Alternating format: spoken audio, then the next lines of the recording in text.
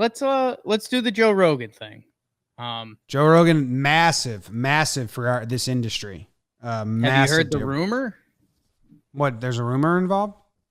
Or the amount? 100 million. Yeah. 10 times. 100 million. Yeah, I heard 100 million per year. Per year.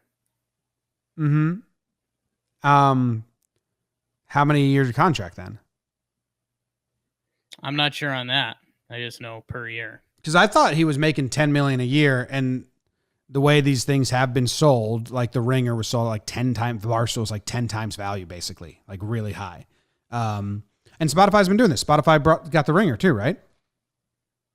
Yeah, I believe so. Yeah. Spotify wants to be Netflix for podcasts.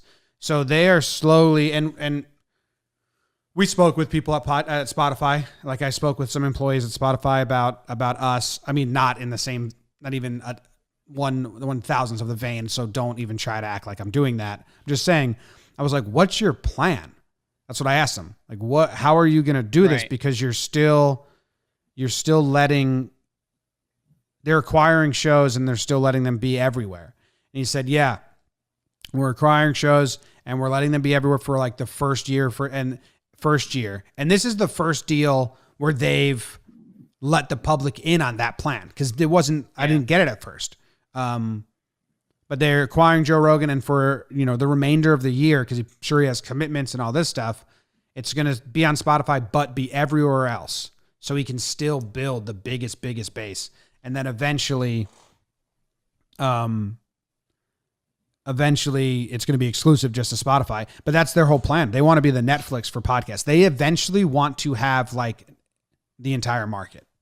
They don't want... Yeah. Basically, big companies have been trying to figure out how to get podcasts successfully behind a paywall. Because, podcasts have essentially been free for people if you want to go get them. And then, you put the ads in and things like that, et cetera, et cetera.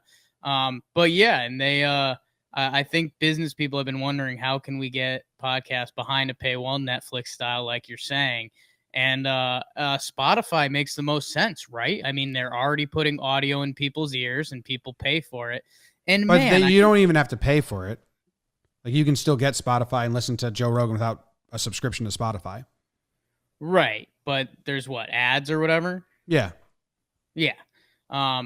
But think of the alternative. I mean, either way, if Spotify does want to get people to subscribe and pay behind a paywall, if it's $4.99 a month or even $10.99, $20, especially the Joe Rogan people. I mean, dude, those are 2-hour-long podcasts or whatever once a week that people devote their life into. I mean, that's an easy transaction. We were talking about, on yesterday's JJR, your laundry conundrum. Get your laundry done, $10 and saves you time. Like, that's a no-brainer, especially the Joe Rogan people that like need to get lost in that stuff.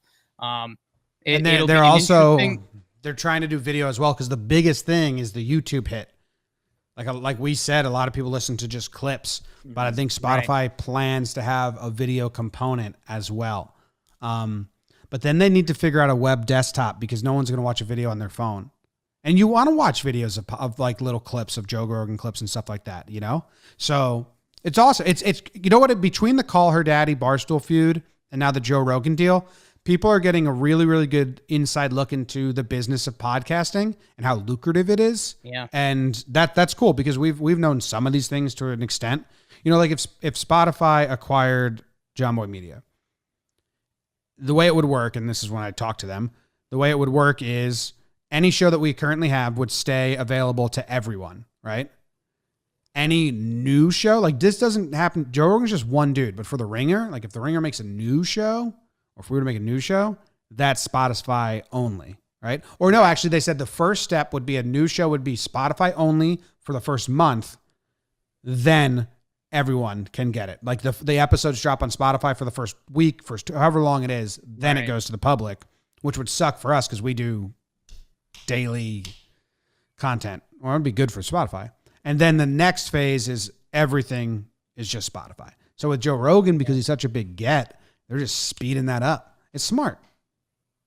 Yeah, the video aspect is really interesting because I mean, I guess you could see some people going on Spotify, the app, and watching it there. I don't know. I mean, I think you. I've said this before, but it's one of my bigger gripes with SNL and Major League Baseball. Two of the bigger things I grew up loving. SNL set themselves back a decade, just like baseball did, because they refused to go on YouTube.